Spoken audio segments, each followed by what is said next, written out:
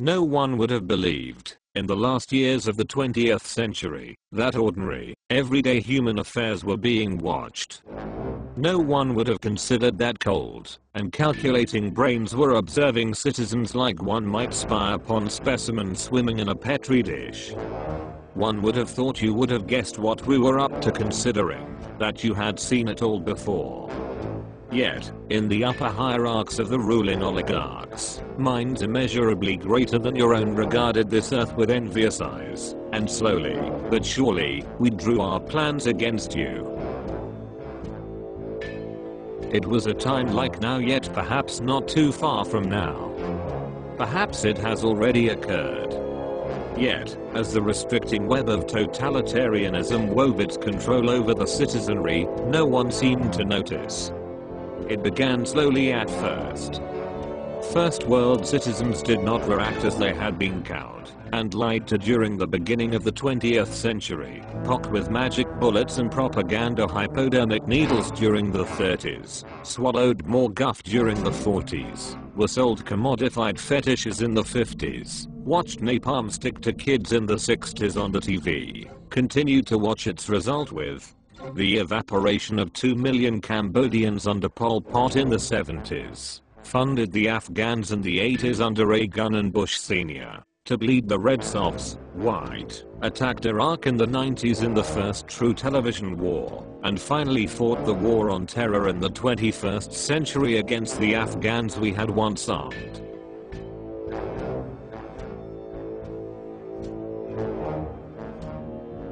Meanwhile, while our first world troops traveled to exotic locations and killed the inhabitants there, we kept our home population smacked out on drugs to keep them under control. It kept the war functioning just fine. It was easy. We had everyone so busy with LSD back in Vietnam, they never got too strong. We've got our college kids so interested in beer, they don't even care if we start manufacturing germ bombs again. Put a nuclear stockpile on their campus and they wouldn't even know what it looked like. This is because war is money. The arms manufacturers tell us, once we get our bomb factories up to full production, the whole economy is going to collapse, just like the Soviets. We've all agreed it is time for the big one.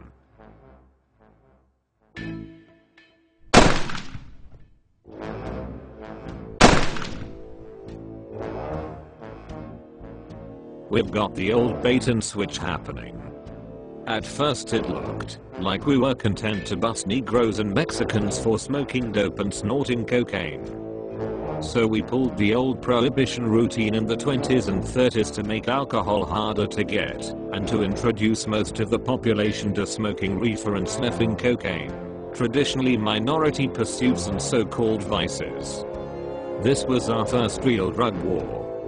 It allowed American papers to scream headlines about niggers hopped up on cocaine and supposedly giving them the strength of 10 men, and giving southern US law agencies the excuse to upgrade from the supposedly weaker .32 cartridge to the .38 man stopper in their police sidearms to bring coked out blacks down.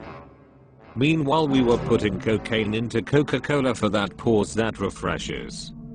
Just in time to World War II, prohibition was repealed, making a large section of a now addicted nation criminals.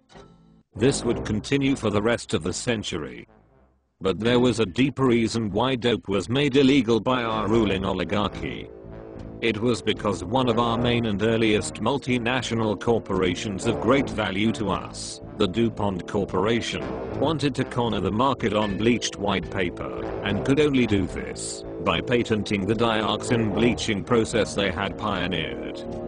Marijuana had provided a suitable alternative for millennia in a waste and pollution-free manner, whereas the dioxin bleaching has contributed to one of the greatest ecological catastrophes of today, involved in eggshell thinning and mutations and poisoning of water tables. Dioxins are extremely poisonous and are deadly to humans and all animals and plants on the planet. Yet we cannot copyright cannabis, can we? And even though you plebs can quite easily make dope hemp into clothes, cars, shelters, food, paper, and medicines, just to name a few of its uses. It doesn't pay us for you to do so, when we could treat you like a nigger and bust you 24 hours a day, anywhere, for smoking a plant. In the councils of government, we must guard against the acquisition of unwarranted influence, whether sought or unsought, by the military-industrial complex. When our founders declared a new order of the ages, when soldiers died in wave upon wave for a union based on liberty, when citizens marched in peaceful outrage under the banner Freedom Now, they were acting on an ancient hope that is meant to be fulfilled. The necessity for a new world order. There's a need for a new world order. In the crisis, there is opportunity. But when you talk about a new structure, I'm not sure you've used the term new world order. Right. So all of these issues necessitate a global approach. So you don't have to invent an international order. The way we're going to win over the long term is not just militarily. We've got to win over hearts and minds. And what that means is we've got to invest in countries that have no educational infrastructure, have no means for young people to get ahead. We've got to give them a stake in creating the kind of world order that I think all of us would like to see. This is the new world order for investigations in the counter-terrorism area. Out of these troubled times, our fifth objective, a new world order, can emerge. Now we can see a new world coming into view.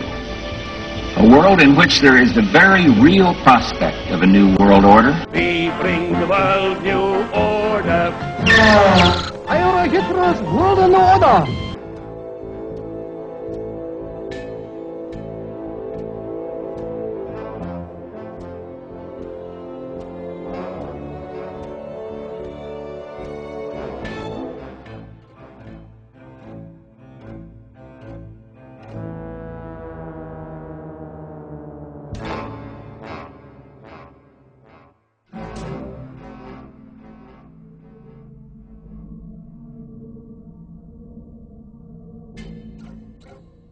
So basically we like to pump your neighborhood full of poison to tear your lives apart with drug-fueled horror chemical cocktails designed to string out your kids and keep them stupid and addicted.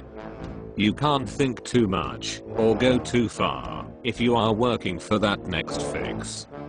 Neither are you going to be revolutionary. You just lay there, a drug-addicted mess, and keep the war machine pumping. So we keep ferrying in the drugs. Just as World War II was beginning to crank up, we allowed the Americans to remove prohibition and have their alcohol back to keep us in the front line while committing atrocities. Funny what social conditions war makes. Meanwhile, medical science was developing new chemical cocktail horrors, such as the amphetamines which had been developed for cardiac surgery.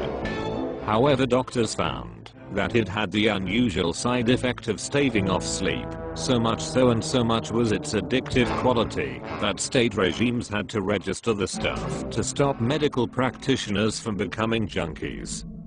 It was only a matter of time until the army started using it to keep troops awake. We had World War II running on the stuff, because you can't fall asleep while on guard duty, or we shoot you. Bomber crews on both sides were stimmed out of their tiny minds by amphetamines during the night missions to keep them sharp. This will continue up until today in Air Forces 4, as another of our routine 9 Scientologist minions, Tom Cruise, says, I feel the need for speed.